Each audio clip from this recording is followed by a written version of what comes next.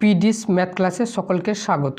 আজ আমি ক্লাস 10-এর বৃত্ত সম্পর্কিত উপপাদ্যের প্রয়োগ 9টা আলোচনা করব। এটা একটা মোস্ট ইম্পর্টেন্ট প্রয়োগ, যেটা অনেকবার পরীক্ষায় এসেছে। প্রয়োগের বিবৃতিটা হলো, প্রমাণ করি ব্যাসই বৃত্তের বৃহত্তম জ্যা। অর্থাৎ একটা বৃত্তের যতই জ্যা অঙ্কন করা যায় না কেন, তাদের মধ্যে ব্যাসটাই হবে সবথেকে বৃহত্তম জ্যা। আমি এখানে ধরলাম ও কেন্দ্রীয় একটা বৃত্ত। ও কেন্দ্রীয় বৃত্তের এমএনটা ধরলাম যে কোনো একটা জ্যা। কেন আমি এখানে যে কোনো ধরছি? কারণ এমএনের অবস্থানটা যেখানে খুশি হতে পারে, এখানে হতে পারে, এখানে হতে পারে, এখানে হতে পারে, এখানে হতে পারে, এখানে হতে পারে, কিন্তু ব্যাসটা হবে না। ব্যাস ছাড়া যে কোনো একটা জ্যা। তাহলে আমি যদি দেখাতে পারি যে এসি ব্যাসের দৈর্ঘ্যটা যে কোনো জ্যায়ের থেকেই বড়, তাহলেই প্রমাণিত হবে যে ব্যাসটাই যে সব থেকে বড়। তাহলে সেটাই আমি লিখব। তাহলে প্রদত্ততে আমি লিখব যে ও কেন্দ্রীয় বৃত্তের এমএন হলো ব্যাস নয় এরূপ যে কোনো একটি জ্যা। তাহলে ও কেন্দ্রীয় বৃত্তের এমএন হলো ব্যাস নয়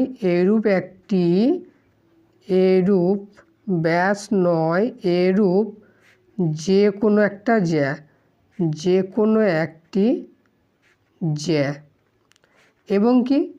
এবং এসিটা হলো বৃত্তের ব্যাস। এই কোটা আমরা এখানে প্রদত্ততে লিখলাম। কি প্রমাণ করতে হবে? এখানে প্রমাণ করতে হবে যে ব্যাসের দৈর্ঘ্যটাই হচ্ছে সব থেকে বড়, অর্থাৎ ব্যাসই হলো বৃত্তের বৃহত্তম জ্যা।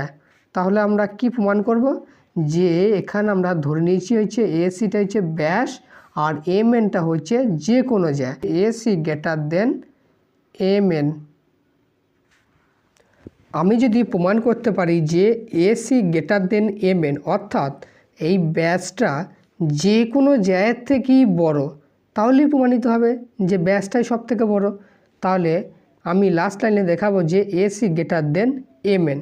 এবার এই প্রমাণটা করতে হলে কী করতে হবে? একটা অঙ্কন করতে হবে এখানে।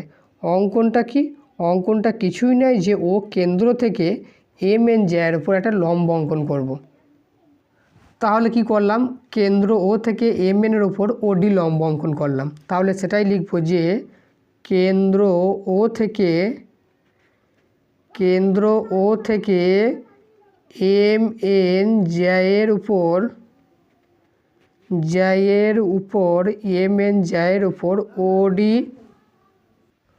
ওডি লম্ব অঙ্কন করলাম। আর এখানে একটা জিনিস করতে হবে, সেটা হলো ও আর এম এই দুটো বিন্দু যুক্ত করতে হবে। তাহলে এই দুটো বিন্দু যুক্ত করলেই এম ও ডি একটা সমকোণী ত্রিভুজ তৈরি হবে, এবং সেই সমকোণী ত্রিভুজ থেকেই প্রমাণটা হবে। তাহলে আমি লিখে নিই যে ও আর এম দুটো বিন্দু যুক্ত করলাম, লিখে নিলাম। এবার আমি যুক্তটা করে দেব।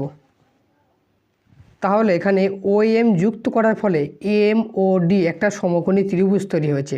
কেন সমকোণী? কারণ আমরা এখানে বলে দিয়েছি যে ও ডিটা হচ্ছে লম্ব। তাহলে ওডি যদি লম্ব হয় তাহলে এই কোণটা হবে 90 ডিগ্রি। তাহলে এম ও ডি একটা সমকোণী ত্রিভুজ হবে।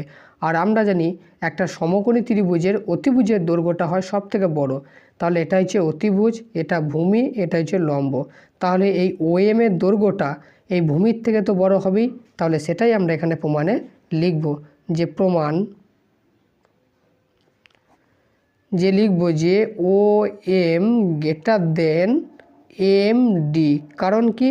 কারণ ও এমটা হচ্ছে এম ও ডি সমকোণী ত্রিভুজের অতিভুজ।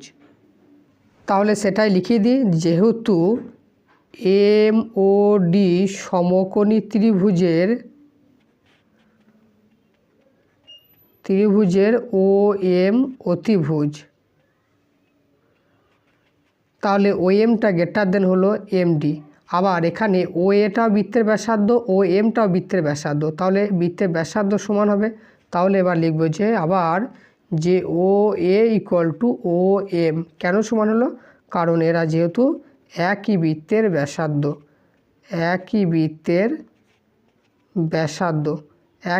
ব্যাসার্ধ বলে সমান হলো।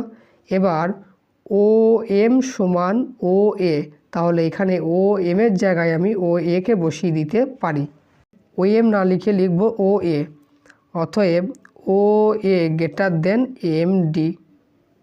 কেন হলো? কারণ যেহেতু আমরা এখানে পেয়েছি এটা দুজন সমান, কারণ ও এ সমান ও এম, দুটো বাহু সমান হলে একটার পরিবর্তে অপরটা লেখা যায়।